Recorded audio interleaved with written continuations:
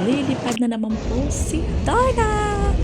Ang negosyanteng waray goes to Canada.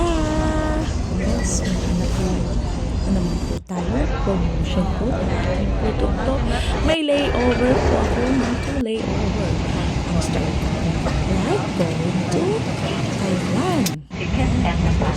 Tatlong oras po ang travel ko dito to Taiwan. Tayo.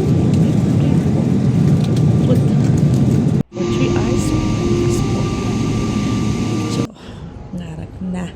Tataas ko muna ang aking mga paa kasi halos 4 na oras po ang aking layover dito. Ay ang dami na pong nakaalis. Ayan. Start na tayo. Goes to USA. San Francisco. Yan po ang susunod pong layover. So, tayo sa carousel.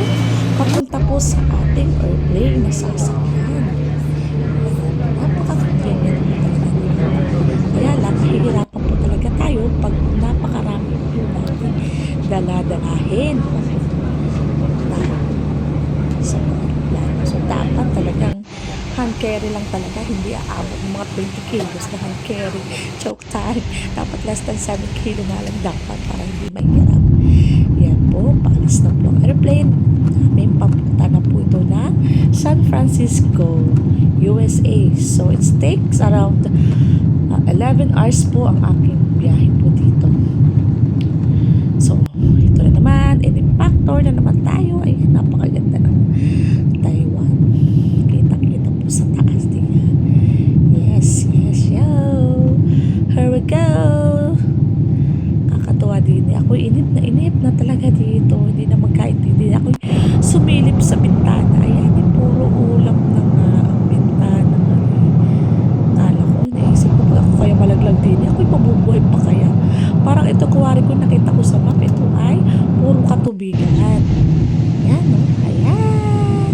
Hello, San Francisco! Dapat po pala, pag may transit, may layover kayo ng San Francisco, dapat meron kayo US visa. Kasi, medyo mahitinan po talaga dito sa immigration. US visa nyo. Check po nila. Ito po, lakad po ako ito. Napakalayo po.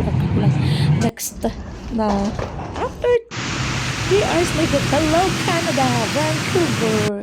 First time po makapunta din sa Canada. I-enjoy ko muna ang moment na ito.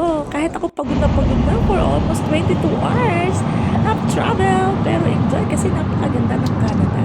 Start pa lang to. Nakasakay ako ngayon sa taxi po. Go Canada! Go negosyante!